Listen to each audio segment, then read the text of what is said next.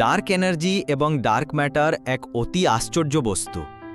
আমাদের চেনা পদার্থের সঙ্গে এর কোনো মিল নেই। ডার্ক ম্যাটার কী দিয়ে তৈরি হয়েছে সে বিষয়ে বিজ্ঞানীরা এখনও নিশ্চিত নন। মহাবিশ্বের শতকরা ২৭ ভাগই হল ডার্ক ম্যাটার, আর মাত্র ৫ ভাগ হল আমাদের পরিচিত সাধারণ পদার্থ। তাহলে দেখা যাচ্ছে মানুষের যাবতীয় জ্ঞান বিজ্ঞান এখনও মাত্র ৫ ভাগ দৃশ্যমান পদার্থকে ঘিরে। এর বাইরে আমরা এখনও যেতে পারিনি।